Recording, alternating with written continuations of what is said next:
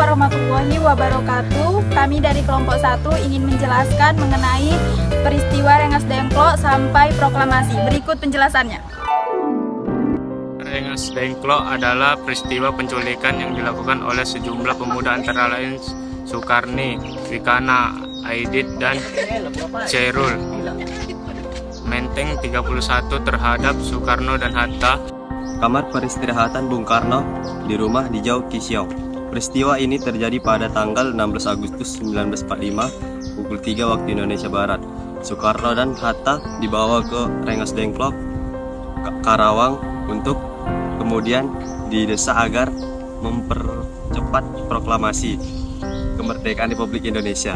Sampai dengan terjadinya kesepakatan antara golongan tua yang diwakili Soekarno dan Hatta serta Mr. Ahmad Subarjo dengan golongan muda tentang kapan proklamasi akan dilaksanakan, terutama setelah Jepang mengalami kekalahan dalam Perang Pasifik. Menghadapi desakan tersebut, Soekarno dan Hatta tetap tidak berubah pendirian. Sementara itu di Jakarta, Chairul dan kawan-kawan telah menyusun rencana untuk merebut kekuasaan, tetapi apa yang telah direncanakan tidak berhasil dijalankan karena tidak semua anggota PETA mendukung rencana tersebut.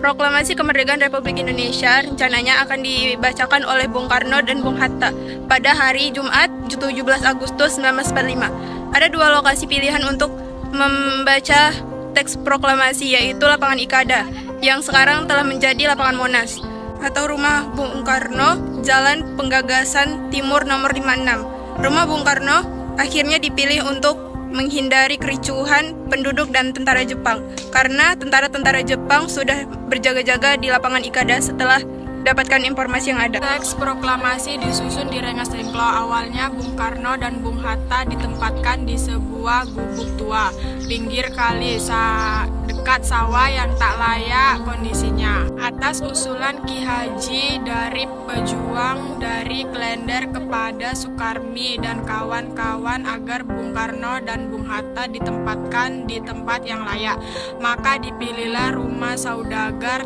Tionghoa bernama Jiao Kisiong. Bendera merah putih sudah dikibarkan para pejuang di Rengas Dengklok pada Kamis tanggal 16 Agustus sebagai persiapan untuk proklamasi kemerdekaan Indonesia.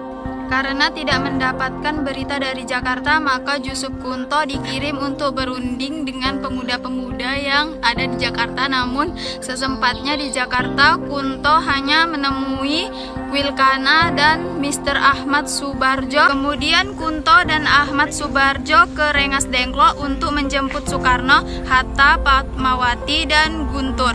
Ahmad Subarjo mengundang Bung Karno dan Hatta berangkat ke Jakarta untuk membacakan proklamasi di Jalan Penggagasan Timur nomor 56 rumah Bung Karno pada tanggal 16 Agustus tengah malam. Rombongan tersebut sampai di Jakarta. Keesokan harinya, tepatnya tanggal 17 Agustus 1945, pernyataan proklamasi dikumandangkan dengan teks proklamasi kemerdekaan Indonesia. Sayuti Malik menggunakan mesin ketik yang dipinjam dari kantor Kepala Perwakilan Kriegsmarine Mayor Laut Dr. Herman Kandeler.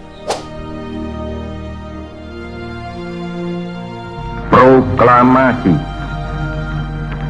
Kami, bangsa Indonesia, dengan ini menyatakan kemerdekaan Indonesia. Hal-hal yang mengenai pemindahan kekuasaan dan lain-lain diselenggarakan dengan cara saksama dan dalam tempo yang sesingkat-singkatnya.